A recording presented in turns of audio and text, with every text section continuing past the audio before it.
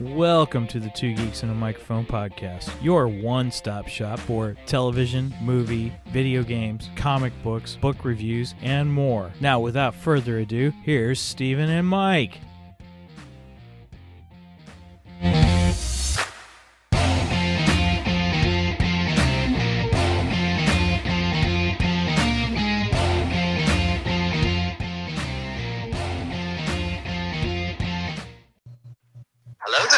You go first. I go first. Did it over the top of them. You did both at the same time. That's awesome. Hey, everybody. Welcome to the Two Geeks and a Microphone show. We are so excited that you have joined us today. My name is Stephen Boster. I'm your co-host along with my illustrious, wonderful, good friend, Mr. Michael Shanks. Mike, say hey to everybody. Good morning to all you geeks out there in Geekdom land. And I think we got some extra geeks in the chat here, or in the video with us here today. In the show, that's right. Yeah, Mike, why don't you introduce our great friends, please? All right. Yes, it would be my honor to introduce Brien and Hello. Derek and Marc. And believe it or not, I had to read your names to make sure I got it. From Three Geeky Dads. Podcast. Yeah. Good to be here. Yeah. Thanks for having us on, guys.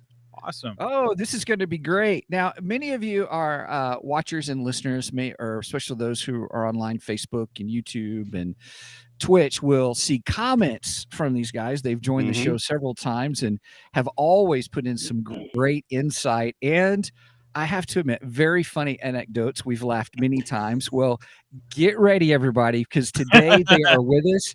And this is we're probably not going to, I know I won't be talking first. I bet this is the last you'll probably hear of me because we will be laughing the whole time. Yeah, we've been looking forward to this for a long time. I think I think Brien might have been the first one to approach me. I don't know. One of you guys approached me. Yeah. And, I found you guys, and then I turned these two on to you guys. So awesome. Yeah. I said, hey, check these guys out. They're funny. They're good. They got a good show. We appreciate Thank you. it. And we love so your you show guys. too. Yeah. Well, hey, why don't you guys Thank you. talk about your show? Like, where can people find you and how can people connect with you guys and listen to you guys? Because you guys, your podcast is a hoot and it's a lot of fun. Oh, thank you. Thanks. Who wants to go? Look, Brien, you got to list them off. Come on. All right. Old school. Old school. Well, we're go old school. Well, we're three geeky dads, and we've been doing this for almost 4 years now. Yeah. We're now in our fourth season, and we can be found at www.3gdpodcast.com. That's www.3gdpodcast.com. We're also on every platform pretty much that you can find podcasts at. Apple, Google, Stitcher, Spotify, Deezer, Ghana. We're everywhere. Amazon Music and Audible. We have also got a Facebook page. Check us on Facebook. We're on Twitter. We even put our audio out on YouTube. We don't have a video like these fine gentlemen, but our audio is pretty much everywhere. So that's us. Nice. That's us. Nice. Now, talk about what kind of topics you guys do, because there's something unique about the perspective each person brings. Marc, you want to take this one? Yeah, sure. Well, each of us has like a passion in a specific genre, which is really good because we try to each bring something to the table every week or so. So Brien, for example, is super sci-fi, super Star Wars. Like, he's our science fiction guy, you know. Derek's our comic book guy. Most notably Batman. He's probably the biggest Batman fan I know. And so he likes to he usually Listen, I'm trying to lose the weight. I just can't, it's hard. And Derek, when we said we wanted to see more of you, that's not what we meant. And so it begins already. And of course, Marc is and I'm a horror nut. So Mhm. anything horror, all kinds of horror, Mm. and but we all share. Yeah, we we all all have cross love over. with each We're other. not We just all limited like to our sci-fi one- and Yeah, comics and everything. So Yeah, It's we're nice really because Yeah. a lot of the stuff that like a lot of the horror movies and things that we've watched on the show, and even some of the sci-fi stuff that we've watched like Mhm. for our episodes, I was never exposed to. I'm the youngest one, and there's a lot of them I hadn't seen, and Mhm.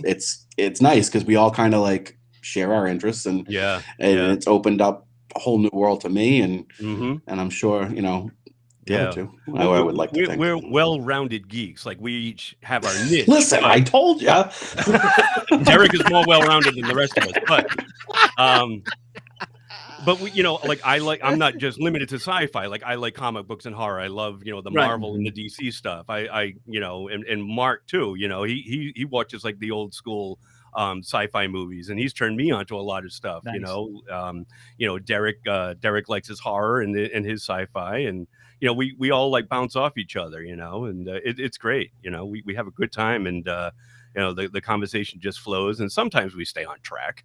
But most times we don't. Sometimes. As you guys know, I mean, I've listened to your podcast, and it's easy to get derailed. Squirrel. Yeah, like we call it the bipolar express. It's just pulled into the station. We go off and Off the tracks. off the tracks. I So like that. Now, Yeah. now you guys are missing somebody today, right? we are. are. Yeah. Yes. Tito Rivera joined us just this year. He and Marc did a side podcast called Monster Serial, where they talked 80s and 90s horror. Nice. Ooh. And that one, did it fall apart, Marc? Are you guys No, still doing it, it's kind of on hold because because one of our other co-hosts is in school, and it's just been super busy with school right now, so he just hasn't had Yeah. the time to Mhm. put anything together. And Yeah. so Tito has the podcast plug, and he's been a guest on our show He before. has, yeah. Frequently, times. and finally I was just like, dude, just come on our show, be our moderator. We need Yeah. somebody to pull us back, Mhm. because what's going on? Exactly. And he's the one that says, guys, come back down. So Exactly. And As he, we were saying he's a earlier, perfect fit. He meshes well with Yeah. our dynamics. So he it's- does. Yeah, he Nice. was a great guest, and we were really glad to have him on a permanent basis. And we're three geeky dads, but even the Three Musketeers had their D'Artagnan. So Tito Right. is our D'Artagnan. Ah, So I just had love Chen. it. Good. Yeah. That's a good Yeah. reference. we're Yep. just really bad at math. That's We what- are. We are. And actually, we've already paid for the domain 3GD podcast, Yeah, so we're not it's changing it. going anywhere. So yeah, Plus what two did, plus you guys two told plus me when we met that you're now calling it 3GD plus NT. T Yep. or NT. Okay. Yep. I like Yep. that. I thought that Yeah, was no, good. it rolls Yeah. off the tongue. Yeah. Well, and Well, then now for our I- normal listeners, they know, Mike, the reference when you say Right. Megan is our Tito. Tito. That's Now right. everyone Yeah. gets to Yeah. know that connection. Megan, Yep. thank you so much for being our Tito. Mm-hmm. We right. appreciate it. Yep. Yep. And Angie, Yep. Angie is here and Tito, also. thank you for being our Tito.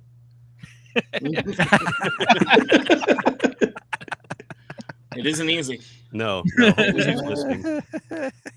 He couldn't be here today, but hopefully he's listening. He's able to listen. well, hopefully he can join us next time. So Mm-hmm. Absolutely. that'd be great. Well, I have Well- to open up and say this, Mark. Mike Yeah. is trying to get me to do more horror stuff, and As I well have they no- should. Mhm. Megan says the same thing. Yeah. Right. So they Thank you, got Mike. me into the whole Halloween. We watched Halloween Kills this last year, and I love Brian's reaction. Oh, that was Marc. That was Marc. Oh, sorry. Evil Yeah. dies tonight. Yeah. Evil dies Evil tonight. dies tonight. Evil Yeah. indeed dies tonight. Yeah. Sorry, can think go ahead. All I could think of was Princess Bride. Stop saying that. Yeah. Right. Exactly. inconceivable. Go ahead, Stephen. Oh no! So it's great. So now, Mike, you have Mark as an advocate for you for more horror Mhm. stuff. So we'll have to have you Mhm. guys back on as you're introducing me to Yeah. more and more horror. Well, Stephen, maybe you should films. start with like some horror comedies. Maybe an easier entry. Start with like maybe a Fright Night or American Werewolf in London or the Frighteners Fright- even. Fright Night. That's Yeah. Yeah, Yeah. there's I'd a lot like of good this. horror comedies out I've there. got a list Yeah. for you. You just say the Yeah. word. Yes, we'll send you an email later, Stephen. I want to hear more. I want to hear more horror on the show now. Now, Okay, all right. There we go. I need to read the comments section too, because if it's Star Wars, forget it. I don't know what the heck to say. But us and some Evil Dead, then. You never shut me up. That's funny. Angie says, I will take a hard pass on the horror stuff. Oh, come on, Angie. Ridiculous. Angie. After all we've been through together for the past 15 minutes.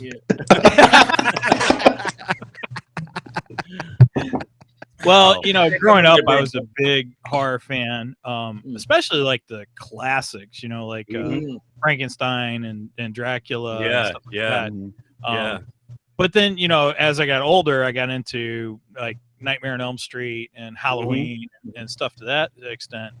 And then as I got married, had Megan, the horror kind of went away because Brenda wasn't into the horror.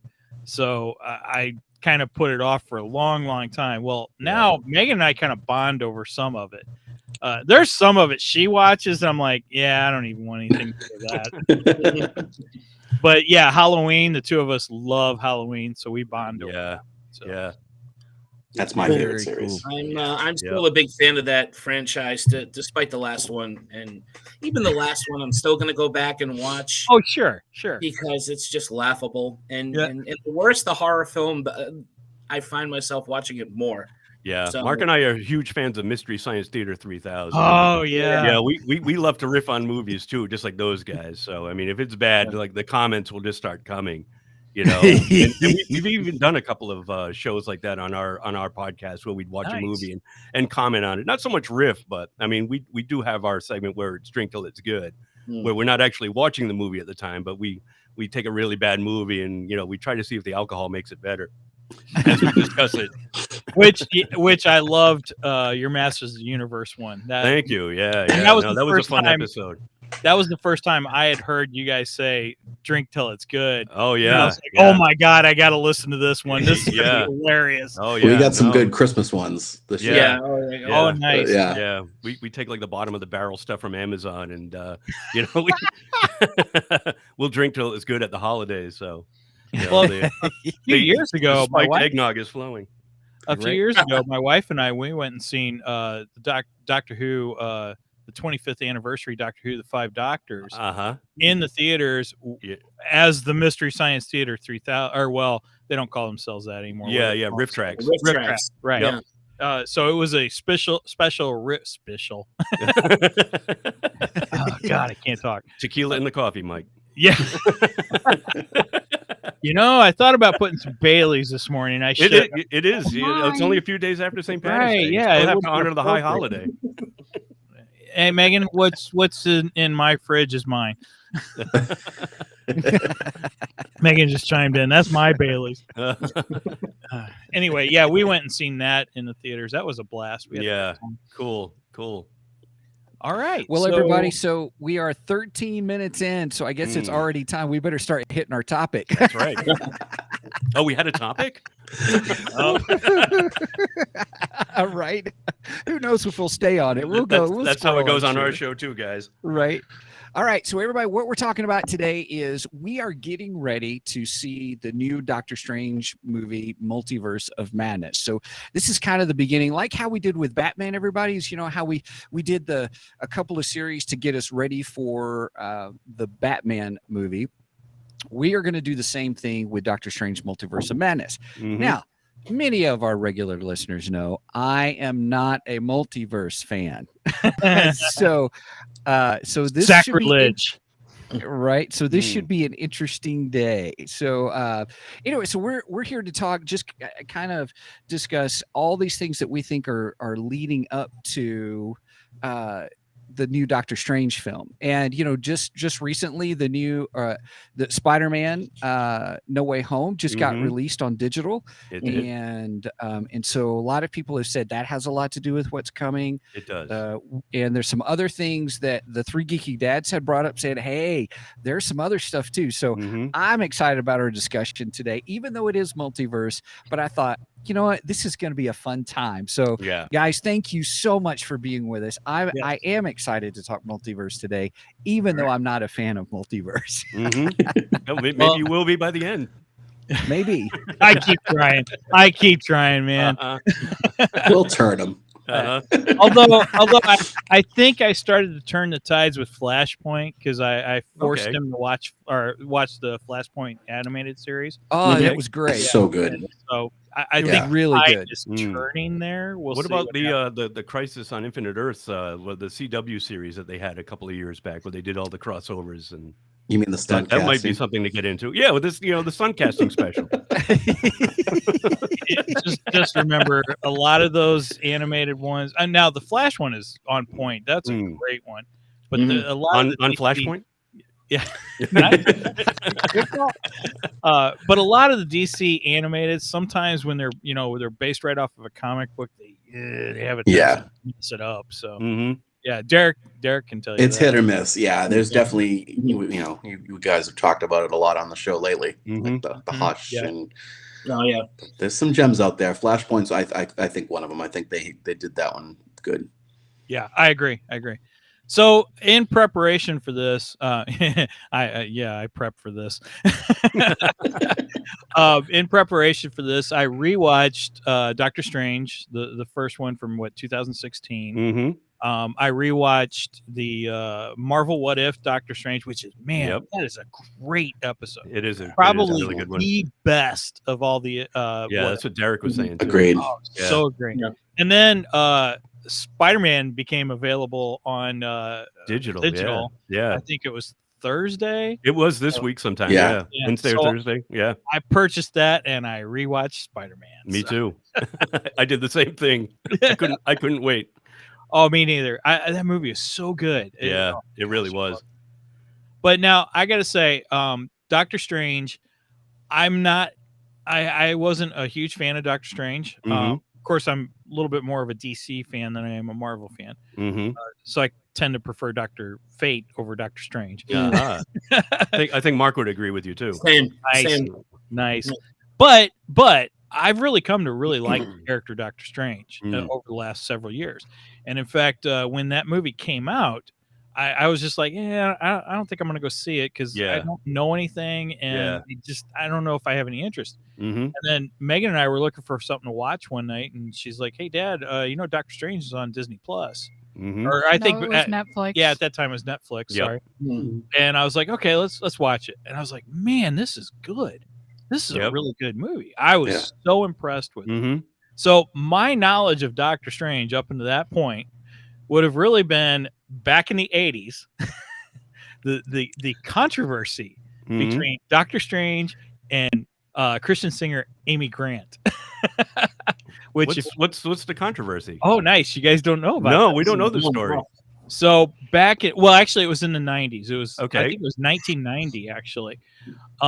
Amy Grant and her association, however you want to say it, they approached Marvel with a lawsuit because Marvel featured her face on the cover of, I think it was issue 19. See, I had looked this up and I had it in my head, but anyway, they actually had her face on the cover of one of the Doctor Strange issues. And she was supposed to be representing Doctor Strange's girlfriend, who was in the 1800s, a real life like voodoo artist. Priestess. Priestess. So Amy Grant was not happy about her portrayal in the comic book. I can understand then. Right. It makes sense. It doesn't fit well with her Christian image. Nope. So they could not actually sue for the rights because they didn't own the rights to her photograph. The photographer owns the rights to photograph. So basically they were just saying they were suing and wanting her image removed or the comic book removed from the shelf. Which they said at the time was kind of pointless because the comic sold out so quickly. And it was like, well, technically it's already off the shelf. Yeah. Now, did it sell out because of the controversy, or was it Honestly, a popular book at the time? I think it was just a popular book. I don't think. Now, I'm sure the controversy added to the value. Oh, I'm sure it did. I didn't check the value today. I don't know what it's up to today. Marc, Actually, I would like Marc call Jay at Rubber Chicken and find out. I bet it would be up there. Yeah. Steven, you say something? Oop. Oh, we lost Steven. Uh-oh. Steven's talking, but we hear nothing. Nope, we don't hear you. Nope. Dude. Nope. So you figure that out, dude, and we'll go on. So that's my introduction to Doctor Strange. I like I said, I knew nothing of him. You know, I mean, I knew of the character. Right. Same here. But I really didn't know anything about his powers or anything like that. So 2016 movie was my introduction and was fantastic. Yeah. I think it was with a lot of people too. I think you know your story is pretty much the same as a lot of people's. I know it was for me, because Doctor Strange was always just like one of those background characters that would pop up. I never read his solo stories, but he would team up with the Avengers or Iron Man, or he'd be in a Spider-Man book, Marvel team up or whatever it was, and that was pretty much it. I kind of think that might be where he's a good fit as like a team up, Yeah. But again, I don't read his books, so I don't know. Maybe I'm wrong. Yeah. Maybe as a solo. Well, he's like a go-to character. Like, when they need information or help on that topic on the spiritual plane. Spiritual stuff. Yeah. Okay, Steven went out and he's coming back. He's coming back. Okay. The issue was the vampiric versus Doctor Strange. What do you know? What number? Angie had found that it was 15. Oh, look at that! Yeah. We got a team of Tito's. And Angie did pop in a little while ago. Yeah. Oh, nice. So, now you guys rewatched the What If also. Mm-hmm. Yep. What did you think of What If? I loved it. I mean, I thought it was a great story, and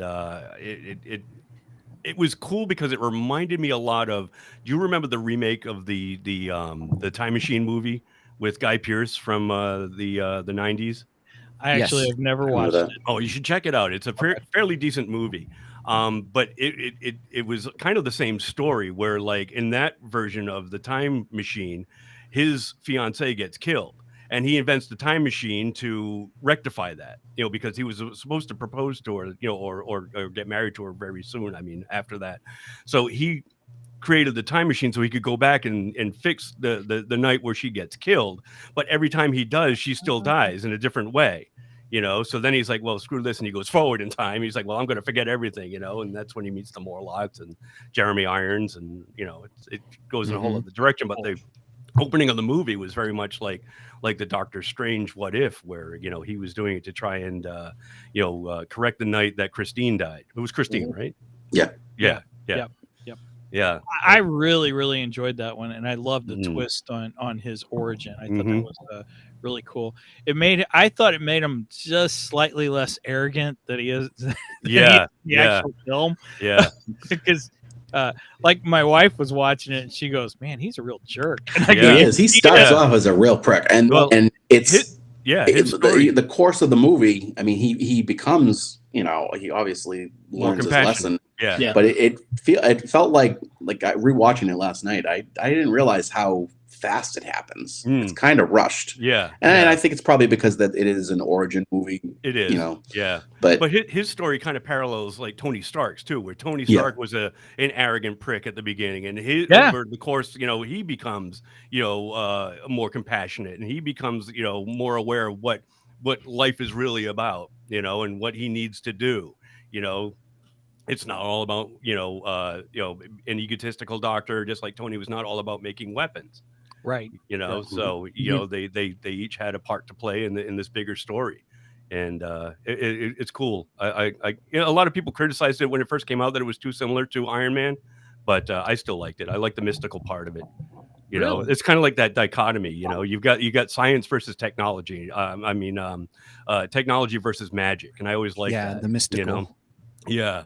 Oh, Steven's got a voice again. Hey, Steven's back. Yay! Yeah, there was actually a series of books, or at least a couple of books by this author called Roger Zelazny, and he had a wizard versus a technology guy. They were brothers, and they at the end they pitted against each other. You know, like one went off and he was like steeped in magic, and the other one was, you know, creating like robots and these giant machines, and they ended up having to pit. You know, at the end they were, you know, at each other's throats. You know, science versus magic, and it was cool. I kind of like that. Wow. Yeah. Look at that, Steven. We got somebody with real knowledge in here. Wait, is there somebody behind me? What are you talking about? You got somebody talking in your ear and informing you all this? Oh, now my secret's out. But help me, Steven, with the Sidirnak or the Shakespeare. Where he whispers everything into somebody's ear or whatever. Cyrano de Bergerac. Cyrano. Yeah. Cyrano. Yep. Yeah. There's a movie coming out, or is it already out with Peter? It's already out. It's already out. Is it already out? Yeah. The Peter Dinklage. Yeah. Yep. Cyrano. Yeah. I prefer the Steve Martin Roxanne version myself. Yeah. Right on. I love it. I love some Steve Martin. Absolutely. Yep. Well, you know, I had not seen. I really hadn't watched any of the What Ifs, and people were asking, "Oh, Steven, you got to watch the What Ifs." And I said, "Well," and so I started asking around. I said, you know, with different people, I said, "What? I really just my time is. I don't have a lot of time. So, which episode do you think is the best?" Everybody said the Doctor Strange one. Everybody said. And so I watched it and I absolutely loved it. Absolutely loved it. Yeah. I think it's the one that's going to have the biggest effect on the overall MCU story. And I actually was surprised because I didn't know that series. I thought there was kind of like a one-off, you know, like the books are. They don't really affect overall stuff. That they're side things, like, you know, what if? Right. Yeah. But they it exist in their seems own like, universe. I mean, you know, after I realized that the whole season was connected, and like it really did end, like the finale had a bunch of those characters that you've met throughout showing up. And I think that, like, I honestly think that it's very much connected to the MCU. Now, why do you say that you think it's going to be connected? Why? I think because I think that it's going to be a way for them to bring certain people back. I think that they might do something with Captain Carter. I think that's, you know, it's a good opportunity now that they don't have Captain America. And everybody, she's a fan. You know, I think she's a fan favorite, Haley Atwell. So I mean, I think that, you know, there's. I know that they're doing a second season as well. So I think it's just overall with the multiverse in general, I think it's just a good way to bring characters in, and it works well with the movies, because when you need to recast and people don't want to do them anymore. And in the trailer for the new Doctor Strange in the Multiverse of Madness too, they show that the evil Doctor Strange, whatever he's called, shows up. You know, so they bring him in. Strange Supreme. Strange Supreme, and even Defender Strange. You know, which wasn't in the What If one, was he? He wasn't in the What If. No. Okay, so is the What If one Strange Supreme? Yeah, the evil one is called Strange Supreme. Yeah. Did they actually call him Strange Supreme though? Yeah, in the What If they did. Okay. Right. I don't know if they did in the comics, but I like Angela's comment, the Cthulhu Strange. That's what I was thinking too, Angela. All those tentacles. Yeah, apparently Angie has a What If action figure too, which I didn't even know they made any of those. No, I didn't either. Oh, cool. So. Oh no, wait, I did, because I did see the what was it, the Hydra Stomper figure. Ooh, that was the alternate Iron Man with Steve Rogers in it. So now, actually, they had a Lego series too. There was a couple of What If Legos. Yeah, they had a couple of the What If zombie figures were out too. Oh, I didn't know that. Yeah, zombie Captain America, all of that. I am missing so much stuff. I'm going to have to really hide some stuff from my wife soon.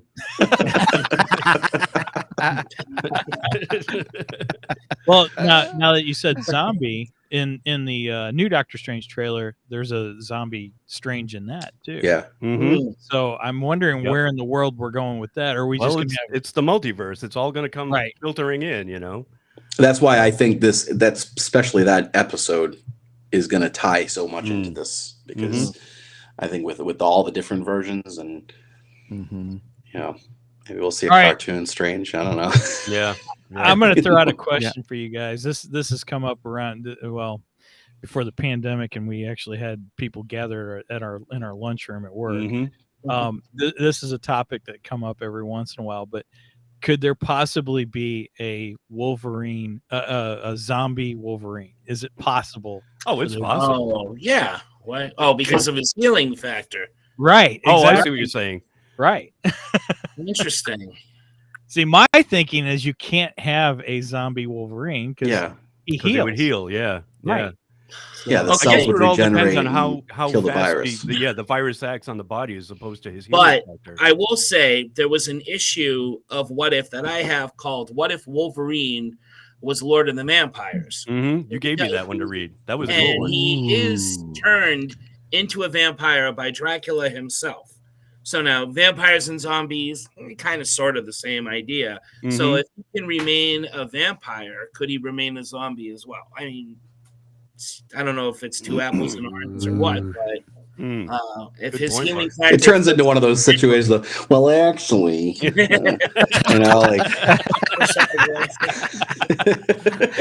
Now, for those who are listeners, what Derek did was he put his finger in the middle of his nose, like someone who's pushing against the glasses.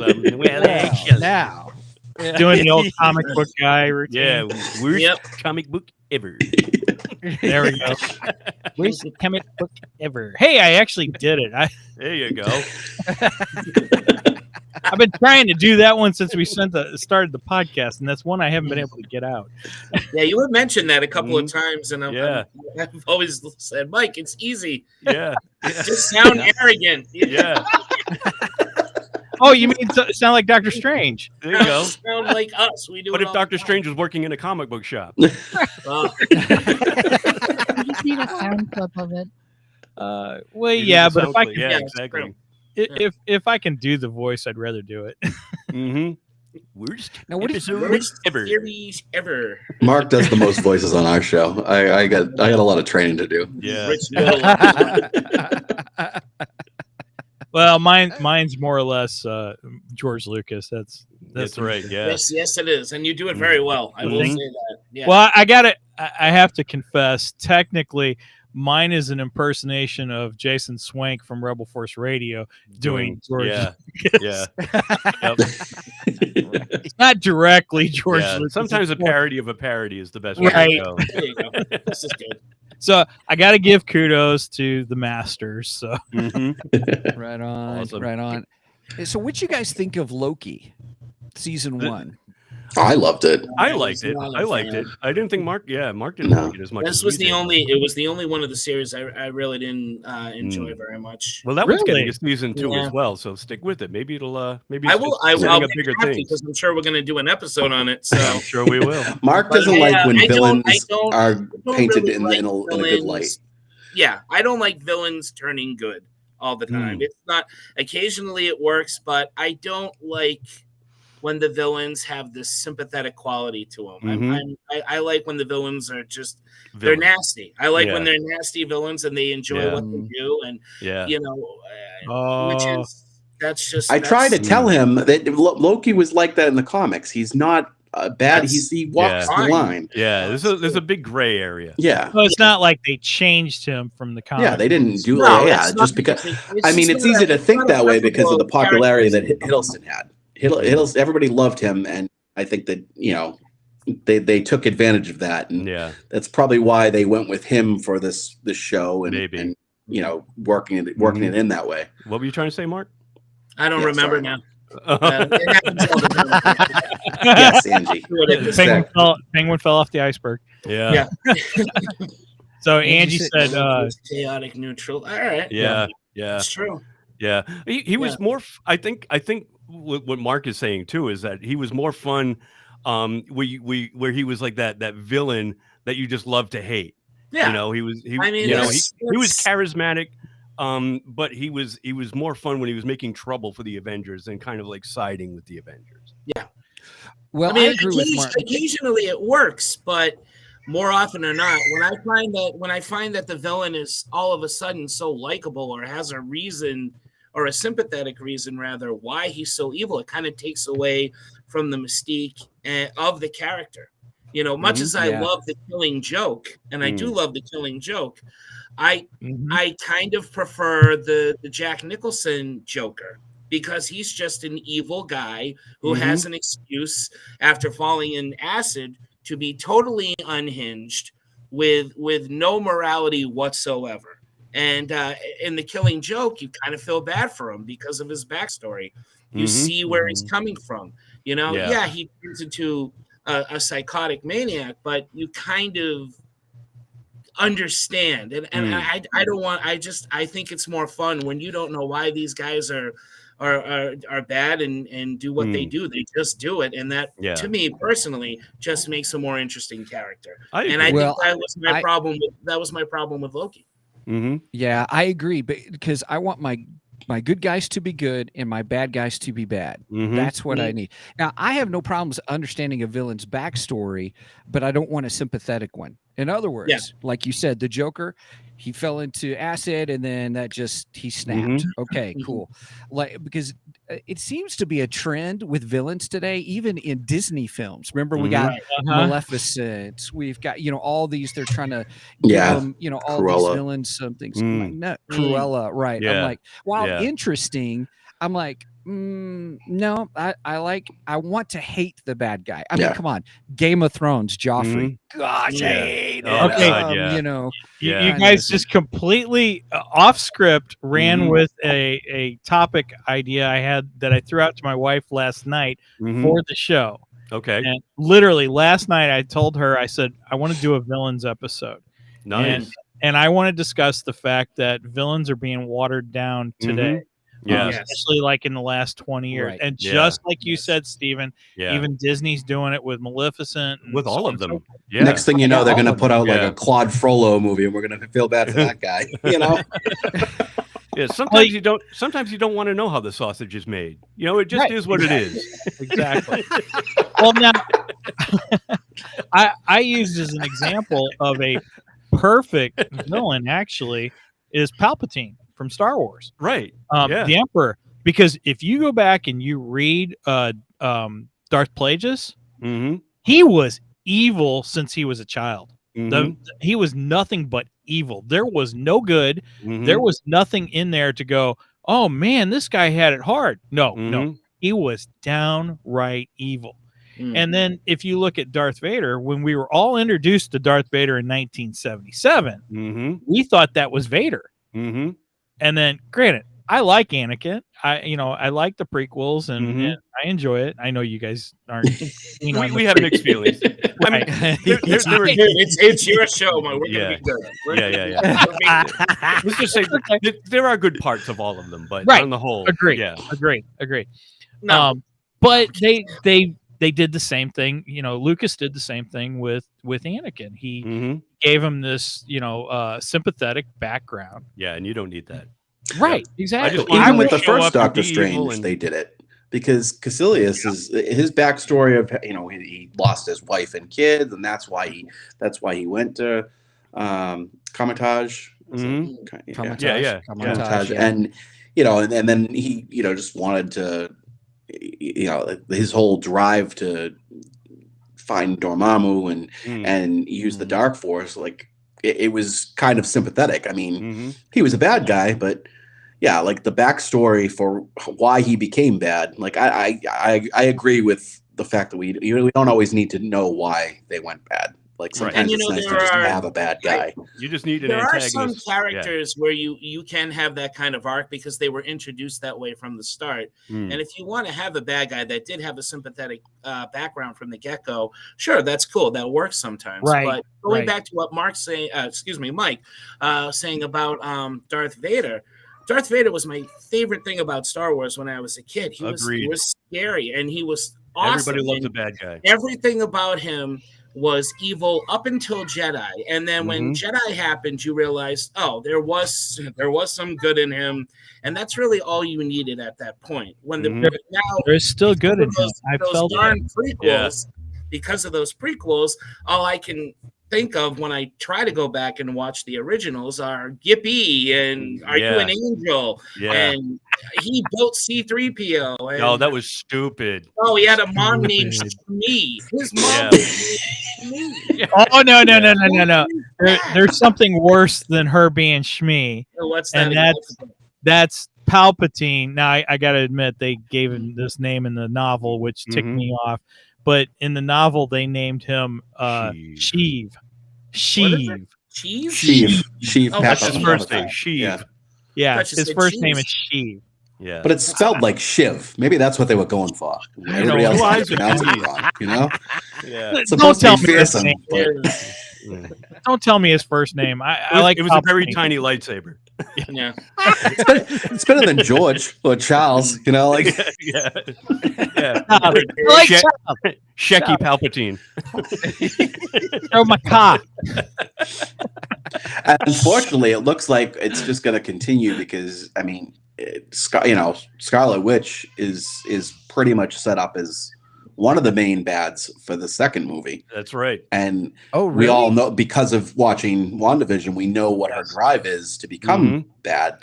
And even in the trailer, she points out how unfair it is that the two, she messes with the timeline. Yeah, exactly. They double standards. So it's like, all right, I already sympathize with Scarlet Witch. I wanted to tear the multiverse. And I like how he turns to I'm rooting for the alligator. I like how Strange turns to her in the trailer for, because he doesn't know everything that's going on. So he turns to the other big magic user in the Marvel universe and, asks her. I'm curious about that scene too in the trailer. Because she says, what did she say? She says Bruce had a no, because she's talking about Bruce, right? Bruce Banner. But she talks about him in the past tense, which is a little weird. Really? She said Bruce had a theory. She doesn't say Bruce has a theory. I think she said Viz.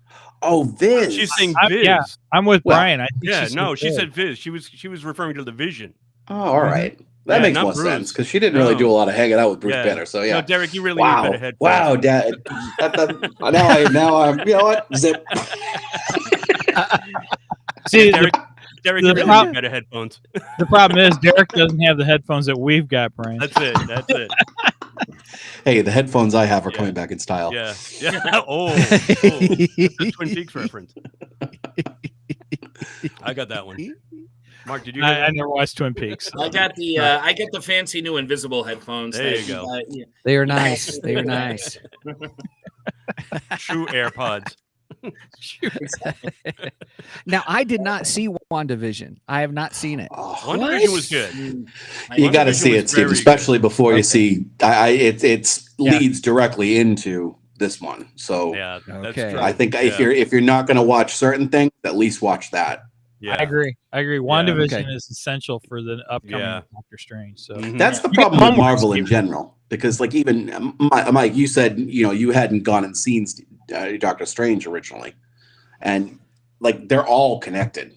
So it's like I'm a completionist anyway. Like regardless of whether they're connected, I'd probably end up seeing them all just to see them. But like I think especially with the multiverse, everything from Disney Plus, I think all. What is it? 5 shows now. I think like that. Yeah. I think they're and right them the and all the movies that have happened since Endgame. They really are leading up. It's all been building to the multiverse in general. I think this is just going to be our first I guess Far From Home was. No Way Home was our first taste. This is all phase 4. Like the first half of the Marvel, the MCU was all leading up to the Infinity War. And now that that's all done, now they're going into the cosmic direction. Yeah. So everything's all multiverse and everything's going to start tying into that. So, and they do. They pepper things in and right. And they put things that you think are small and insignificant. And I think that's like one of the genius things that I've always loved about Kevin Feige and the way that they've been doing these is that they'll put things in that you don't think anything of until later and then on. They build on it in like 2 movies down the road. Yeah, 5 movies ago, that's right. He was there, and with the end, the after credit scenes. And actually, I was thinking because I was curious as to why Baron Mordo is possibly on the Illuminati in this movie, and yet in the end, the very end credit scene, the after the second after credits scene for Doctor Strange, it's him going to Pangborn and taking his magic. Pratt's character, and he makes a point saying that there's too many sorcerers in the world. Yes, exactly. And so you're led to believe that he's going off on this quest he's just going to hunt down other sorcerers and take their powers. He's eventually going to come after Strange. Yeah. So he's doing the Order 66. He is. Exactly. Wow. Yeah. Wow. It all comes back. Yep. Right. Steven, it rhymes. Now there's a villain. Crap. We got a drink now. It's like poetry. It rhymes. I knew you were going to do that. I knew. Yeah, that's a hard prediction. That's the thing. It's poetry. We all have our catchphrases. So, Mark, let me ask you this: with Mordo, with his villain, you kind of understand his backstory to a certain degree. Now, I don't think he's a sympathetic villain as much as I think he's a moral dilemma villain that I really enjoy. There's there's kind of he has this sense of, it's sort of like a Ra's al Ghul kind of thing. He has a vision of what the world should be, or what the law should be, or the order should be, and I think he'll go along with it as long as he agrees with it. But if you in any way go against any of his ideals, then he'll turn on you and say, well, you broke the rules. Yeah, you broke the rules, so you got to pay the consequence. What does he say? The bill comes due. What is he? Yes, he does. Yeah, eventually the bill comes due. You can't mess with the dark magic without facing the consequences. So eventually. And so, do you think that's what's happening with Multiverse, the Multiverse of Madness? Then, based on the trailer. So. Yeah, because even the Ancient One was drawing from the dark magic. So maybe Steven is too unwillingly, or maybe subconsciously willingly. Well, and even like Wong says in the trailer, like him playing with the playing with time. I love Wong, and against what they're supposed to be guarding. Yeah, which is it's been and thankfully we've had it explained to us as an audience a few times now, where the Ancient One explains it in Endgame when with Bruce Banner, and when she shows him the timeline of taking the the consequences of taking the stones. Remember? Yeah, and all these different things, and Spider-Man did it where these things have consequences, and it's supposed to mess with that order. And I think with Baron Mordo, he's very much a black and white character. There's right and wrong. There is no gray area. Yeah, and we live in such a gray area world nowadays. Yeah, that it's easy to he's paint those people as as villains and bad guys, but. He's got his own moral compass, as twisted as it might be to everybody else, but he's following that line. Yeah. He's going right down that path, and he's going to start eradicating sorcerers. Yeah, but I love that actor too, by the way. Oh, Chiwetel Ejiofor, he's great. Yeah. Wait a minute. Say his name again. Chiwetel Ejiofor. Yeah, right. Can't say that. He was the operative in Serenity. He was, and I loved him. Yeah. Yep. Yeah. Okay. Yeah, he was also in Love Actually, and a couple of was it Hotel Rwanda, 12 Years a Slave? Maybe he wasn't in Hotel Rwanda. I know he was in. I think he was in 12 Years a Slave. Yep. But now he's a great actor. Is he in? It's on Paramount. I just got Paramount Plus so I could watch Wrath of Khan for an upcoming episode. Nice. Is he in that Infinite movie? I was gonna try to watch it, but I can't get. I haven't watched it. I haven't seen everything that he's in, but I like him a lot. Yeah, I really like. He might be. Now, I liked what you said, Brian, when you said that his moral compass is messed up, but to everybody else, but maybe not to him. Right. But that's what makes a great bad guy. Agreed. As misguided as they are, they think they're doing right. Right. Exactly. Some of your best villains are the ones who are set on. I'm doing the right thing. Yeah. I'm the right one. Yeah. You're the wrong. Exactly. Magneto is a perfect example of that. He's got his vision for the way the world should be. Xavier and his team definitely don't agree with that vision, but Magneto is going to do what he's going to do to fit his perspective, and to everybody else that's evil, but to him that's the way it should be. Right. And sometimes he comes around, but he always seems to go back, like how many times has Magneto teamed up with the X-Men, as a good guy, or for whatever intents and purposes, like maybe the X-Men aligned a little bit with the, Magneto's worldview, so he's like, well, okay, this will ultimately fit my end goal, and I'll team up with them for the time being, but eventually we're going back to being adversaries. Right. Well, the X-Men too is a tricky thing, because it's always been kind of a mirror of a racial justice. Exactly. Very much a Malcolm X and a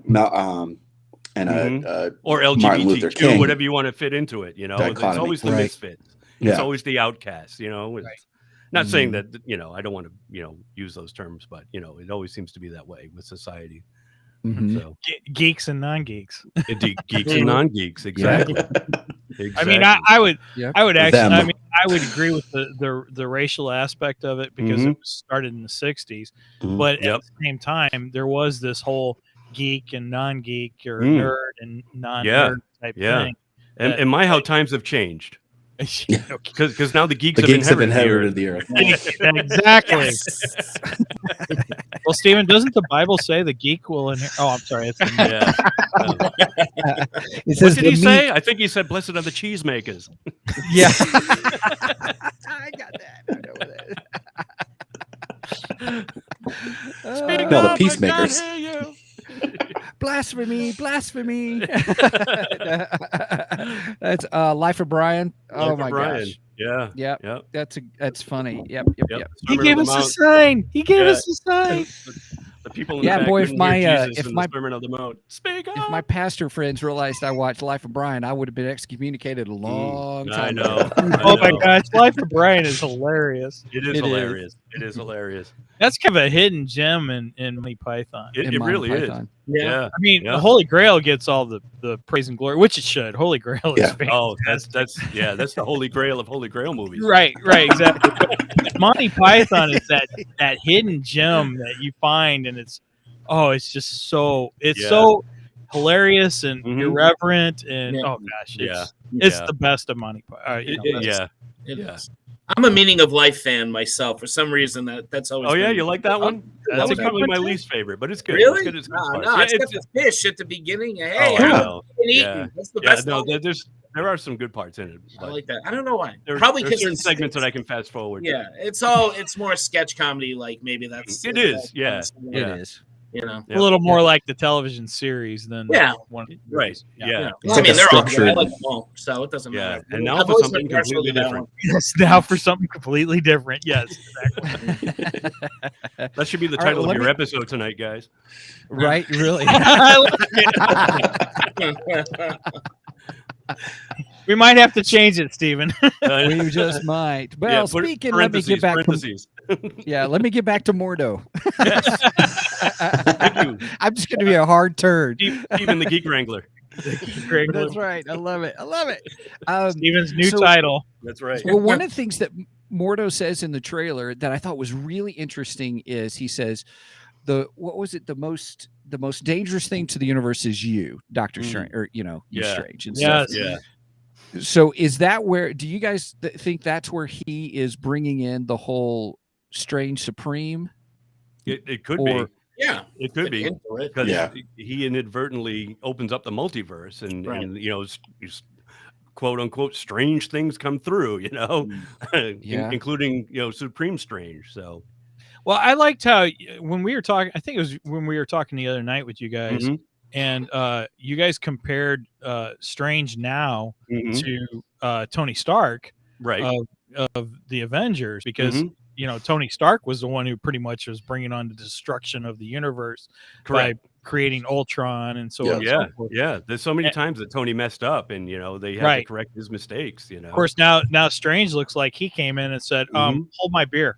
Yeah, yeah, and even that, like Derek said, there's these little seeds that Marvel plants, and they pick up later.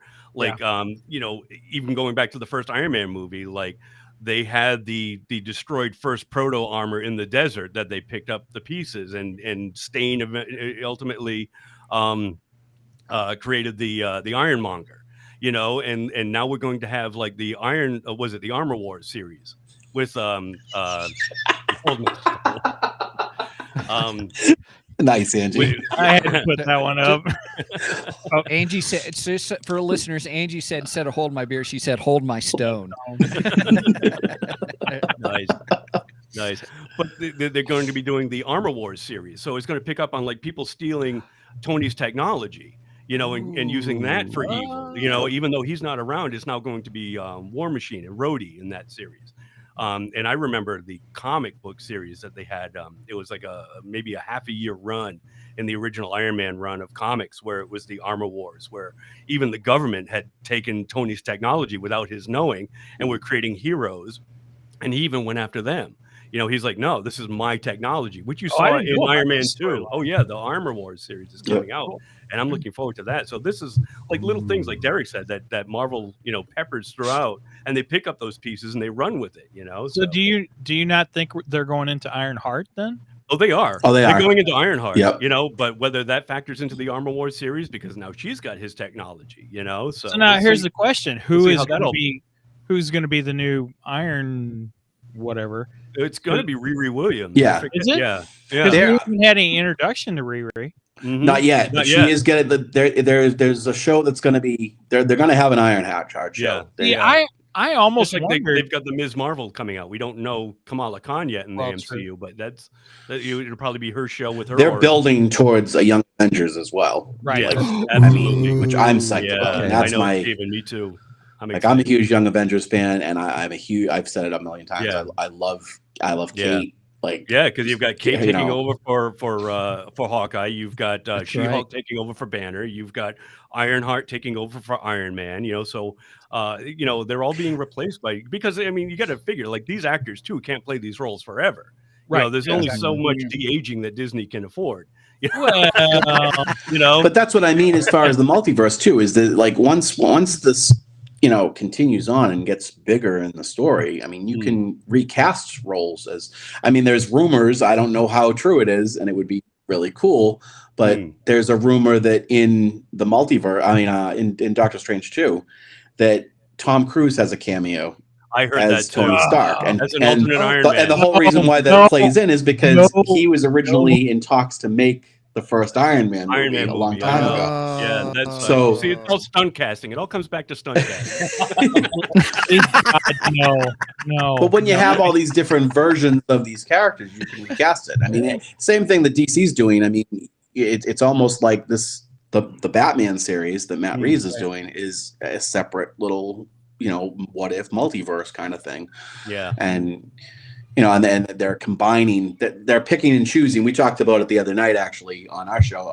They're picking and choosing who they want to do. Like with the Batgirl show, they're going to have Michael Keaton in it, but it's not necessarily the same 89 thing. They're just using him, and he's there, and Flashpoint is going to set that up too. So well, now I think that you're wrong on that. I think that the Michael Keaton is connecting the 89 Batverse to the current DC universe. I think that is what they're. I don't know though, because the Commissioner Gordon, and actually I thought Commissioner Gordon in that show was going to be Jeffrey Wright, but he's actually going to be in the Arkham Asylum GCPD show instead. Oh, okay. But it's the one from what's his name? J.K. Simmons. J.K. Simmons. Yeah. Okay. Yeah. He's the Commissioner Gordon. So it's like you've got the Snyderverse Commissioner Gordon with the 89 Batman. It's even more confusing than the Marvel multiverse now. It is. It is. Right. But it shows you that's what I do like about the multiverse and the idea of the multiverse, that anything is possible. Yeah. And you can retcon things, and you can fix things that people didn't like. Or you could try out something new and then erase it. Like, oh no, that was exactly.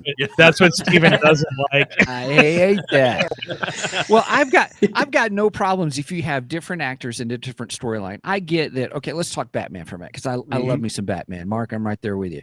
Yeah. So let's talk. If you've got Nolan's Batman series, I get that. That's totally fine. Now we have Reeves Batman series. I get that. You know, we've got so I'm okay with those. The Joker universe too, from the Joaquin Phoenix movie too. Yeah, exactly. And I'm okay with this because each one is its own pocket dimension. It's when you start taking one of those series and then doing all the multiverse story stuff within it without really, for me, it's just lazy storytelling. It's like, oh, I can't think of anything else, so we'll just use the multiverse concept just to do something rather than each one, if it has its own world, I'm okay with that. I'm okay with the different Batmans and with those films. It's just where I think people get lazy. Like I used to watch Stargate, love Stargate. Every time they did a multiverse one, I was like, oh, come on. Did you run out of ideas? Come on, this is a great universe. All right. I'm going to push back on you, Stephen, though. Are you push on, brother? Yeah, I'm going to. Are you going to look at the current Marvel universe? And like Brien said, they've planted these seeds from years back. You're going to try and tell me that that's lazy story writing? That I disagree with you. Now, can it be used in a fashion of that? Yes, I agree. And both Marvel and DC have been guilty of doing that. I totally agree with that. But what Marvel is doing right now, that is not lazy. That's some pretty in-depth writing there. And it has purpose. It's not just doing it for eye candy. I'll be the first to admit I disagree, Stephen. When I look at the multiverse stuff, I love the idea of my people here. It's Keaton, but it's J.K. Simmons. It's eye candy for me.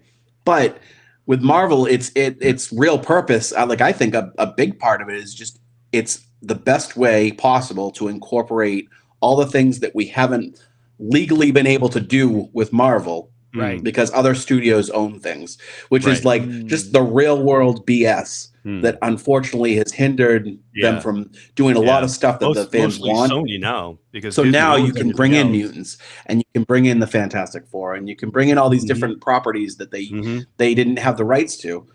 And it serves a purpose. It's and I think it serves a purpose with I think using Scarlet Witch as the catalyst for it makes it ideal. It's the perfect situation. It follows through with what you've already had leading into this next phase, and it's not just doing it for just the heck of it.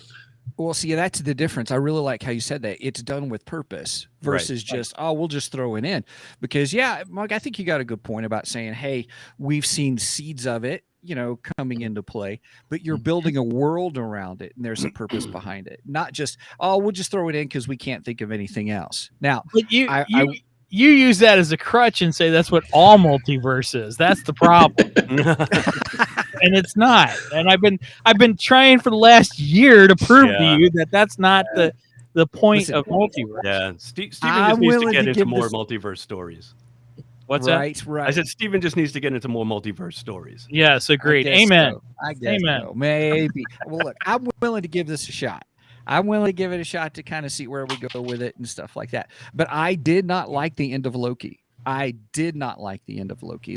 I enjoyed the whole, here's the build up, the character development is fine. Okay, whatever. He falls in love with himself. I thought that was a nice, that was kind of funny. Weird. That was just that.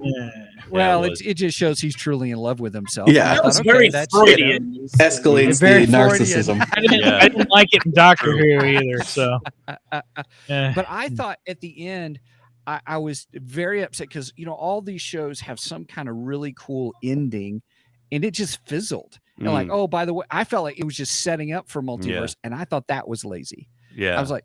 Well, I think they knew that they were going to. That's one series I think they knew they were going to do multi seasons of. Where the other ones I'm not sure yet. The seasons might just be setting up the movies, but with Loki we know we're getting a second season. So I think that's why they were kind of leaving you on a cliffhanger a little bit.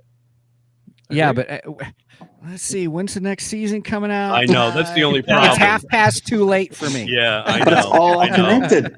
There's so many shows like that where now they drop them all at once, and then you got to wait.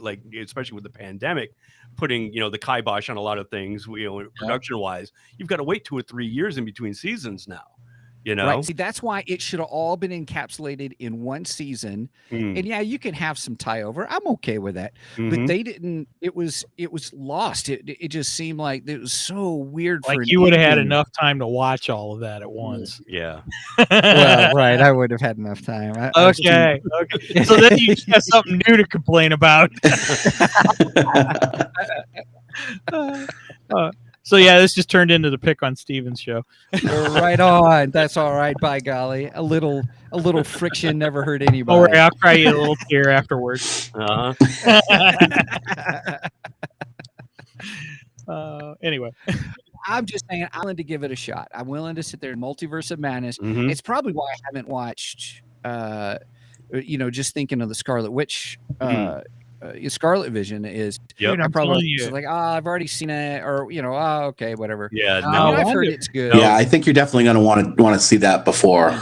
Yeah. Okay, I will. WandaVision's It's a good show, Steven. It really is. It's especially the first 3 episodes are really out there because it is like they're poking fun or paying homage to like TV shows of the past, which is kind of like this pocket universe that she created for herself, where she's living in a perfect 60s sitcom.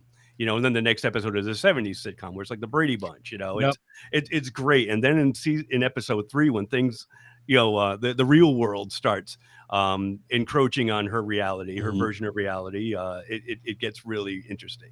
I'm just glad they're finally giving the character the respect that she deserves. Because as much as I love Elizabeth Olsen and I've enjoyed her in these movies, they never touched on just how powerful she is. She was, I think that's where they're going with this. So it's nice to see her at the end of WandaVision, the stinger scene at the end of that sets up for this movie, Steven. So it's okay. It's definitely worth the watch. All right. So what other stuff should we be watching to get us ready for the whole Multiverse of Madness? Because I totally forgot about WandaVision tying into this. Yeah, I think from Doctor Strange forward, they've mentioned the multiverse. They've started talking about it, and that's what I mean. Is like in the first movie, they pepper in, that there's a multiverse and all the powers.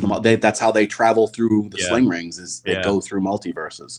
So they've been kind of hinting at it, and I think probably between that, the What If series, the Loki, and WandaVision. I don't know if you need to watch Loki to I think Loki is important to watch because it introduces Kang and other versions. I think actually Loki might have been the first Marvel product that we got to see other versions of a character. That's true. When they brought in classic Loki and alligator Loki and all that. Yeah. I think that came before WandaVision. That came before No Way Home. Now it was like our first kind of taste of, hey, this is what's out there. There's different versions. Agreed. Did you guys see the meme a while back with Olsen and her sisters, and it says Wanda and her variants? I haven't. That's right. That was pretty genius. Yeah. No, I saw the one of the Olsen twins, and it's comparing them to the Dark Crystal characters. Those Muppets. The Skeksis? No, not the Skeksis, but the two heroes, the Gelflings. They look like Gelflings. Yeah. I think they look more like Gelflings. They put them side by side. I'm like, oh my god, it's so on point. That's awesome. All right. Well, okay. So we've got WandaVision, the What If Doctor Strange, the first Doctor Strange film. Yep. The Loki. Of course, at the very end of Loki, it makes it seem like it's Loki's fault that the multiverse is cracking. But their Spider-Man choice with Kang. Right. And then it made it seem like that. Okay, well, Doctor Strange did it because of what he did was in Spider-Man. Sure. So there's all kinds of introductions to. Okay, here we're going to have this multiverse. So, Anything else that anybody, guys like me who really don't want to, what should prepare me for Multiverse of Madness? Steven wants the Cliff Notes version. Steven, I will say I had zero interest in WandaVision as well. The characters, I just, again, I watched it for the show because we were doing an episode on it, but I ended up really enjoying it, and I do think you will too. And that's primarily what you do want to watch. I mean, all the other things they've mentioned, yeah, but that's definitely one you need to see. Sure. See, that's what happens to me. And I think I want to do this, and I got to watch it. Right. Yeah. And Steven, I like the point you made about the multiple people kind of messing with the multiverse, because you do. You have Loki, you have Doctor Strange, and you have Wanda. The three of them. Yeah. And it really does, like, those three shows are good to watch because you see the three different people messing with the multiverse. Yeah. And so far those are the three big magic users in the MCU too. Yeah. So it makes sense that they would be the ones that would be like splitting this reality. That we've already seen a little bit in the Spider-Man movie, No Way Home. That was great too, because that all ties in. It's all connected. I find that interesting, the line that she says in the post credit where she makes the comment, "Oh, you do this and everybody cheers you, and I do it, everybody hates me." That's right. Yeah. But I didn't really get the feeling that Doctor Strange has been cheered by this. I mean, don't think so. Wong himself's like, I don't want anything to do with this. Yeah. Walks out on it. Yeah. Yeah. So and I like how in Spider-Man they touch on how Wong is now the Sorcerer Supreme instead of Strange, because Strange has been away for 5 years. Yeah. Because he got snapped away. And so, yes. And now Wong, Strange calls it, he's got it on a technicality. And I think with Strange, like you talk about, he didn't get much slack for what he's done, but he's messed with it the most because he messed with time to turn back and save the Hong Kong hub and fight Dormammu. Yeah, the Sanctum. He helped. Obviously he helped Spider-Man and caused that whole chaos, and so he's kind of. It's not his first rodeo with doing something. Blurring those lines that Bordeaux likes to draw so clearly. Yeah. So I think that plays into it. He's very powerful, but at this point he's also very inexperienced. So even, like in the first movie, Wong was like, you don't want to be messing with an Infinity Stone. And he says, what? He says, oh, you've got a lot to learn, Steven. You may be powerful, but you've got a lot to learn, So, And that was the first time that we all, said, found out that the, at least for those of us that didn't read the comic, found out that the Eye of Agamotto was an Infinity Stone. It was the Time Stone, and it was really cool how they introduced that in that movie.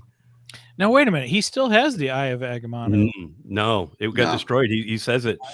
He says it in the. Oh, that's right. He did say it. In the. When Peter first comes back, he's like, I can't go back in time. Yeah. Right. That's true.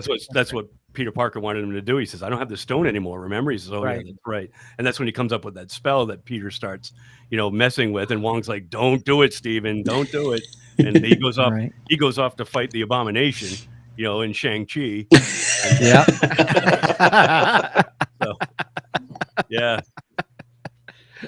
That's been another critique I've heard of the Doctor Strange, the Spider-Man movie, was the fact that Doctor Strange is supposed to be, so good at magic, but yet he screws up the spell. And I'm like, well, technically he doesn't screw up the spell. It's Peter Parker that. Because Peter keeps messing with the spell as he's doing it. So you've interrupted me 6 times, Parker. What did you expect? I've got to contain it in this box. And at least Strange, tries to rectify it. He does try to go after. He does. Peter and stop it and correct the mistake. But Peter leaves him trapped in the Grand Canyon for 12 hours. Or however. Right. And floating over the Grand Canyon for 12 hours. Then look at him and go, we really could have used your help. Yeah. But truth be told, he kind of comes in like a dad, who's just, the kids have just made a mess, and he's he's got to clean this crap up, and I'll be back. Yeah. Let's be honest. He comes in like a dad from the start of the movie when he comes down in his sweatpants and the winter coat and that's right, the cup of coffee. Yeah, it's true. You're right. I love that. Yeah. Scooby Doo this mess. You know? Yes, Scooby Doo. Right. That was so good. Oh my god. Well, some of you guys said that intrigued me going back to Wanda. You guys said she's more powerful. It almost sounded like that she can become a villain. Yeah. And that's kind of what they were alluding to in the WandaVision show. Like, is she good? Is she bad? You know? Yeah. She has a dark. I mean, she's so powerful, and the reasoning behind it is she wants the kids. She can hear the kids in another dimension. She wants to learn. Spoilers, Derek. Oh shit! Yeah. Sorry. God, now I got to put the E on for sure. E for explicit. No. Yeah. But no, just kidding. She's a mega powerful. He said it. He would. I was trying to gloss over it. I pretend it didn't happen. You were that close. That close. Brian, you got in one of my favorites there. Doing so well. What's that? I said, Brian, you got in one of my favorites there. He said from Young Frankenstein. Yes, Young Frankenstein. Absolutely. One of our favorites too. Oh, I love Mel Brooks. That's my all-time favorite Mel Brooks film is Young Frankenstein. Same here. Anyway, Derek, go ahead. No, but yeah, so she's one of the most powerful. Spoilers don't bother me. It's okay. So we're good. She's one of the most powerful mutants anyway. In the comics, she has been. The House of M was a huge story where like she had a mental breakdown and she essentially took away the powers of half the mutant population. It like altered the world completely. That's the thing is, we've had kind of glimpses of different powers that she has, but WandaVision gives us our first taste of the reality, swapping. She's a living reality stone, essentially. And that makes a lot of sense too, because what Strange does, he doesn't, really mess with anyone's powers or anything like that. So I guess that when you look at it from a bigger picture, what she did was actually much worse than what he has done. Yeah. Yep. Yeah, I mean, she took a whole town. She takes a whole town hostage, essentially. Steven. Right. She makes this world her own. Yeah, she completely she alters everybody to fit her reality. She kind of like takes over their minds, and they're not living their own lives anymore. They're living the lives that she wants them to live to fit her her perspective. So yeah, it's really cool that series, Steven. You should check that one out. I will. So when you think of it, that's pretty dark. I was just saying we'll do a podcast on it because that'll fit nicely with our road to the multiverse. Okay, no, absolutely. Multiverse, so. Yeah. Okay. Sure. Yeah, I think we just came up with another one. How many episodes is it? 8. Is it 8 episodes? I think so. Yeah. Okay. Yeah, they've usually been between 6 and 8. Yeah. Each of these. Okay. Now you just gave me a reason to rewatch it. I know. Me too. I think I want to watch it too. Megan just chimed in. There's 9 episodes. Oh, 9. There's 9. Okay. Thank you, Megan. Close. Okay. All right. I'll see if I can get it in. Hey, if I could watch Robert Pattinson in the Batman, you can watch the Multiverse. I know. I have faith in you. Here we go. Well played. Oh, come on. He didn't do that bad a job. No, he didn't. He surprised me. No, Derek's turned. Okay. All right. Stay tuned. Yep. For I was going to say, I don't think I've heard you guys' Batman episode yet. So it's not out yet. We had technical difficulties and we had to re-record it on Wednesday. So it was supposed to come out last week, but we had to re-record it. We had some problems. So we decided to re-record it this week and it'll be out this Sunday. So that's why you always have to edit it later, actually. Yep. That's why you always have backup recordings. I know. I'll have a secret to tell you after we're done with this. Yeah. I don't think it was a problem with the record. It was a problem with the equipment. It recorded, but it just sounded crappy. So so we had to re-record it. It was terrible. We don't want our equipment to sound crappy. We sound crappy. Yeah, I know. you need your equipment to enhance your sound. Exactly. I don't want my equipment looking bad. Yeah. I think they make a blue pill for enhancing your equipment, Derek. Oh no, you make me completely flustered. That's a great one. I took one of those. It got stuck in my throat, and all I got was a stiff neck. But did it last for more than 3 hours or more? I didn't have to consult my doctor. No. Oh, okay. Squirrel. I know. Who's the geek wrangler? Come on, let's get us back. Right. Sorry, I didn't rise to the occasion. Oh, but I'm fine. Oh, look at that! It's spreading. That's what she said. No. Getting back to Doctor Strange 2. Yes, thank you, Derek. There's also a couple new characters that they've already confirmed and shown, like America Chavez, who's also another like multiverse. That's her power is she punches holes in reality. And can travel through the multiverse that way. Does she make portals? Is that what it is? Because I'm not. I think essentially her like she punches the air and it's like using a sling ring, and she can. So she doesn't have to have a sling ring. She can just. Oh, that's cool. She just throws a punch. I like cool. it. Very odd know character. Nothing about this character. I don't either. Does she have a character name, or is she just America Chavez? No, just America Chavez. Really? Yeah. Is she a mutant?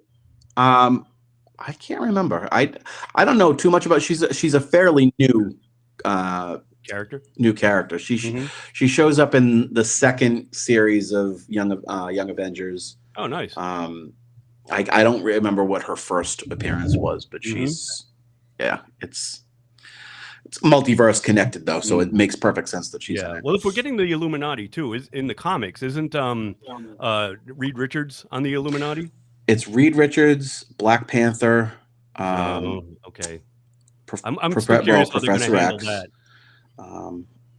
I thought Black Panther. I thought his sister was taking over for him. I thought so too. Yeah. But we'll see. No, but in the comics anyway, the Illuminati, it was a lineup of the greatest minds of the Marvel universe. Yeah.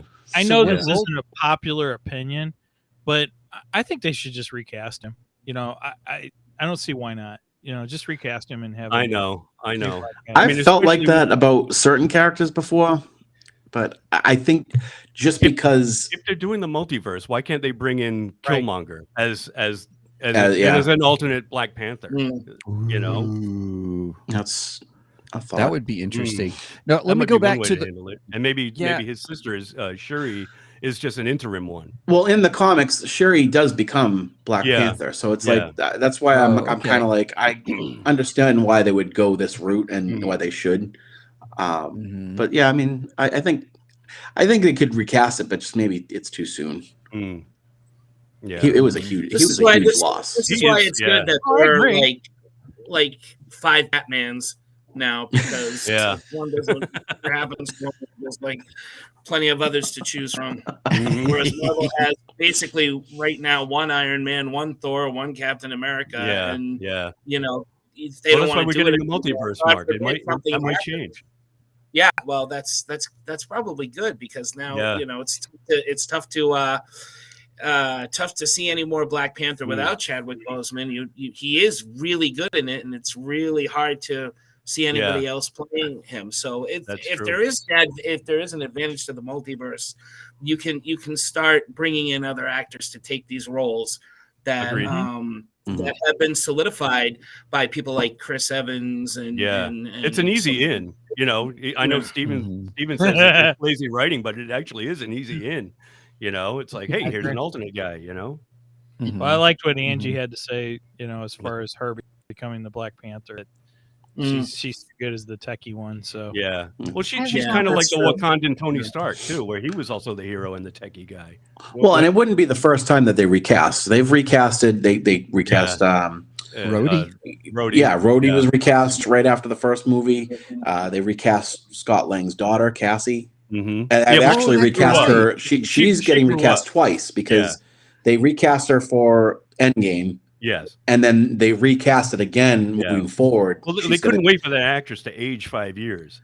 I think they just went with a bigger. I think the reason why they recast it this time is because they went with a bigger name actress. She's not known to our generation, but kids know who she is. They recasted Thor's girlfriend. She was I'm Natalie Portman. No, they didn't recast her because she's going to be in Love and Thunder. Natalie Portman wasn't the girlfriend in the first one, though, was she? Yeah, she was. Yeah. Yep. Yeah. Are you sure? Yeah. Yeah. Oh, yeah. All right. Yeah. She was in 1, 2, and then she had a didn't want to do cameo in 3. Endgame. Yeah. For some reason, I thought somebody else played her in the first one.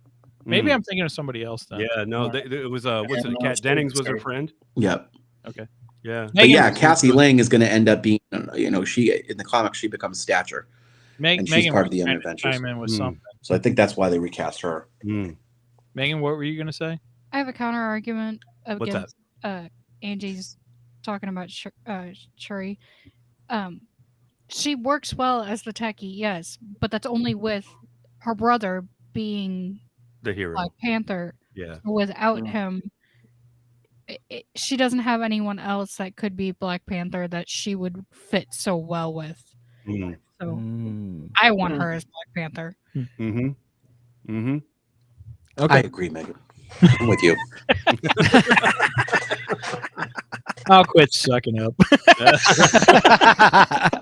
You don't have to suck up just because she's my daughter. Well, she is the moderator, so she could kick us all out. Kick Derek out. I don't want my mic muted. Love you, pumpkin. She's afraid you're going to swear again, Derek. Oh. No more dirty words. No more dirty words. Yeah, we don't have a bleeper. No. You can't mute Derek. We've tried. It's impossible. He's like life in Jurassic Park. Derek finds a way. Finds a way.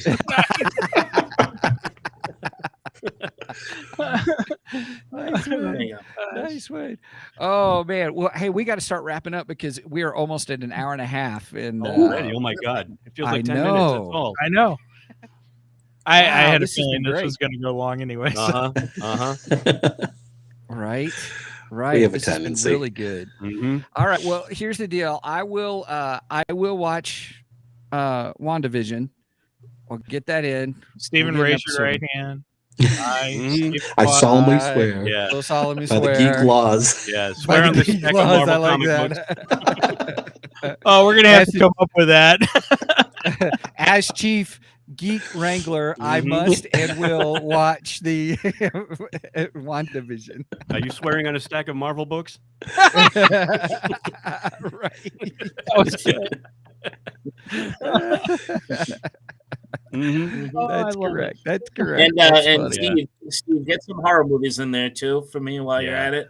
Yeah. Sneak Okay, wait a minute, real quick. Films. What would you recommend? A list? I know, really. What would you recommend for people here? What would I recommend? Oh my gosh! Where should we begin?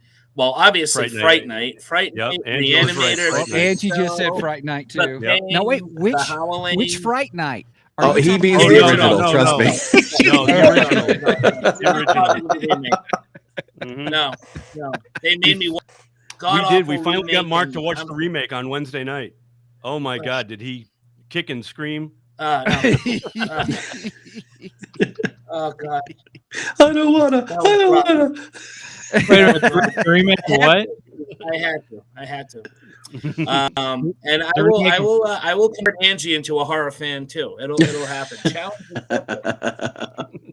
Yeah. I think they were right, Stephen. I think like maybe some good horror comedies first to kind of ease your way in. Army of Darkness. The horror comedies are a lot of fun. Yeah, but definitely see the classics. Anything in the 80s really works. The 80s, 80s horror, in my opinion, is the best, with some exceptions here and there. Definitely check that out. It's so much fun. It's just a fun time for horror films, and they're not too scary. They're not too some of them are gross, but they're so goofy that the gore is fun to watch. Yeah, yeah. Well, so isn't Bruce Campbell in Army of Darkness? He is. He sure is. It's the third Evil Dead movie. Yep. Evil Dead 2. Army of Darkness. I'll let the cat out of the bag. Steven and I have plans to do another crossover with Nerdery and Murdery, and we are going to do a horror classic for that one too. Oh, right. So chiming in. Nice. Awesome. I watched it last week. I just watched it the other you did? day. I'm halfway through the book now, so I'm still Holy reading. cow, you're reading the book. Yeah. Brenda read the book, and Megan's starting to read the book, and I'm about halfway through. I'm a slower reader than that. We're doing The Exorcist. I had a feeling. I was going to say I didn't want to speak up in case it was a secret, but I'm like, all right, there's a book and it's a classic horror movie. It's got to be The Exorcist. Yeah, it's The Exorcist. So we're doing the half and half. We're talking about the film, the geeky side, but the murdery side, we're doing what we know of the true story behind it. Oh, cool. Yep. That's awesome. Cool. I'll definitely check that out. And I'm gonna try and come up with some surprises because the real event actually happened in St. Louis. So. Oh, no kidding. Yeah. We're gonna go find the house, right? I think you mentioned that. Give it up, Megan. Yeah. I think you mentioned that before, Mike. Yeah, did I? Did. Okay. Yeah, I think you did. I think when we did the meeting a week ago or so, you mentioned that. Oh, okay. All right. Somehow we got on. Well, now our listeners know. Yeah, but that wasn't on the air, Brien. I know. But now it's all coming back to me, Derek. It's my 55-year-old climbing back up on the iceberg. Oh my goodness. Well, hey everybody. So everybody listening, you kind of know what's coming up. we are going to do more episodes on the road to Doctor Strange Multiverse of Madness. Obviously, WandaVision is going to be one of those based upon our discussions today. So thanks you guys. Also, we are doing more crossover, with Nerdery Murdery. We are watching The Exorcist. So stay tuned for that. That's going to be You guys are joining us too, right? Oh yeah. Yes, we are. Good. And so I'm pretty pumped about that too, man. It's See, Derek, if you would have came to the meeting, you'd know this. Listen, I've got the littlest kids, and I put you could hear them. I'm sure. I tried muting my microphone a few times. It's chaos. Well, I do want to say this, guys. Thank you. Three Geeky Dads, Brien, Derek, Marc. Thank you so much for being with us. This has been a lot of fun. I don't know if you guys noticed, but I've been wiping my eyes because I've been laughing so much. I'm crying. I know. And I hope everybody learned something too. And in between all the buffoonery. Yeah. You mean like a G.I. Joe? And knowing is half the battle. Right. What was the lesson? Don't put 5 geeks in the same room. No, I just mean about the multiverse. Yeah. And don't put 5 geeks together in a room.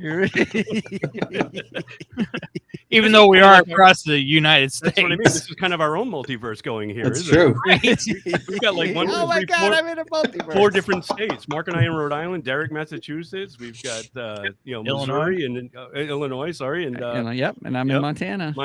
Thank you. It's all right. I'm in the St. Louis metro area, so I'm okay. 20 minutes outside of St. Louis. I got you.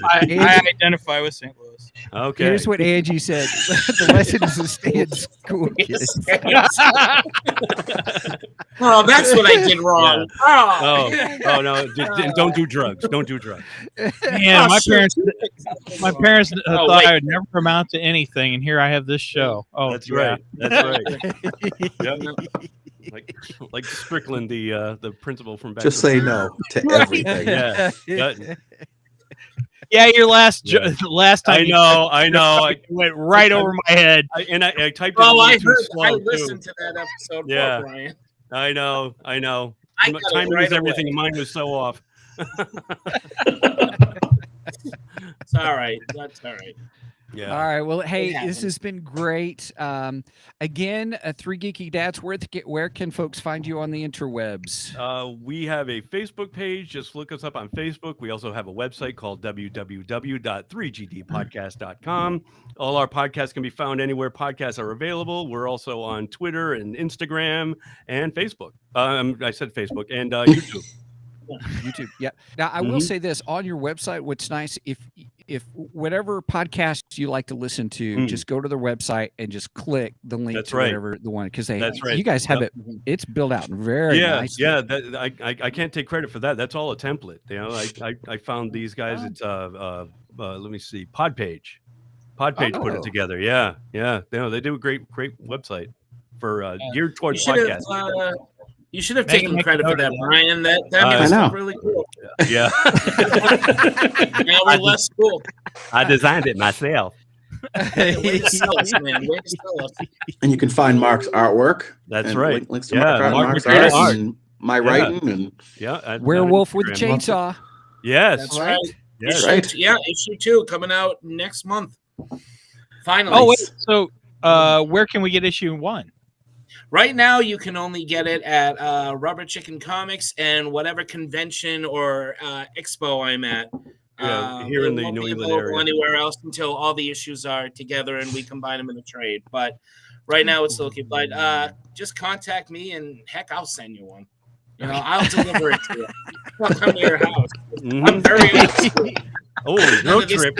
Stuff for me. Yeah, I'm driving. Just don't bring a chainsaw with you. Or a werewolf. Or a werewolf. Where's the fun with that? Yeah. Werewolf.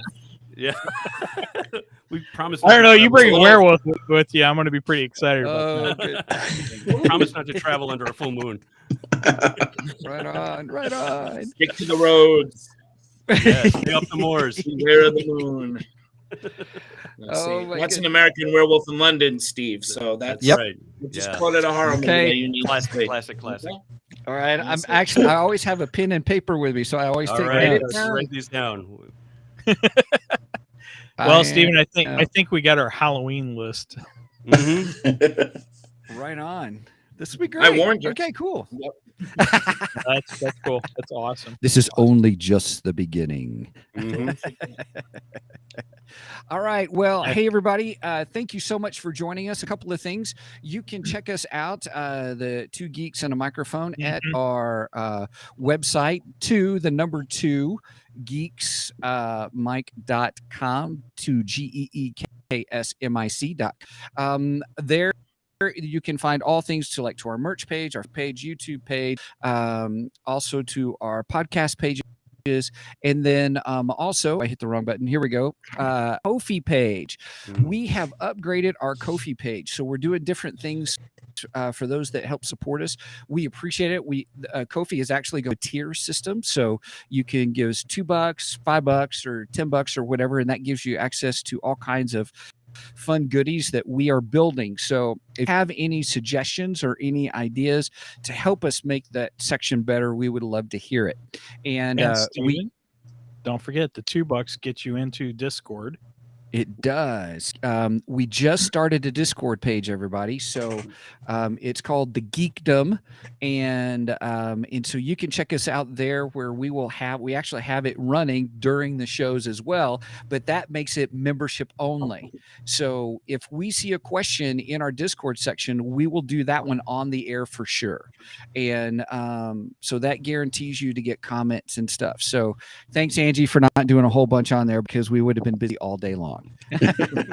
And we have our first Ko-fi only show over on Ko-fi, which is the first of our classic sci-fi series, and it's the cult classic Logan's Run. Yeah. Yep. Megan joined us for that one. Megan read the book. Wow. Megan, deep dive. Yeah, she really liked the book too. So the movie's awesome. I'm glad you guys tackled that one. It's a great movie. Yeah. I really enjoyed that one. Early Michael York and that's right. Oh, who was Jenny Agutter? Yeah, who also shows up in the MCU. Oh, yes, she does. She does. Right. Yes, she does. She's on the World Defense Council. Nice. Yeah. She shows up in Captain America: Civil War, I believe. She's the one that Scarlett Johansson's character, the Black Widow, disguises herself as. Oh, okay. When they're taking down Robert Redford. Robert Redford's character, yeah. Okay. Yep. That's Jenny Agutter. Look at that. Brien classing up the joint. All grown up. Brian's classing up and Brien, I don't know about that. Yes. Brien, she's also in American Werewolf in London. Nice. Which Steve needs to see. That's right. See, so it all comes back. It all comes back. It all comes back. I love it. It's like poetry. It rhymes. There you go. There's my other drink. Mm-hmm. I'm out of coffee. I can't join you. This is an hour and a half. My coffee went cold a long time ago, and I was still sipping on it. All right. Well, also, one last thing, everybody. If you want to connect with us or communicate with us or send us a note or a comment or a question, our email is show@twogeeksmic.com. Show@twogeeksmic.com. All right. Well, Mike, I think I got everything in for our closing that we need to get in. So I'll let you close this out for the thing. I guess I better fix that. All right. There we go. Shoot, I was trying to think of a good Marvel tagline for this episode. Excelsior. Thank you. Yeah, that penguin had fallen off the iceberg, and yeah. So, Brien was there with the save as always. Brien with the save always. Well, with that said, as I always say, over and out, and Excelsior. Uh-huh.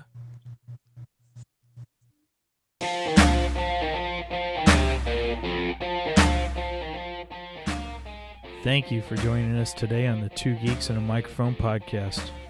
Tune in next week when we will have more news and reviews. Until then, may the Force be with you.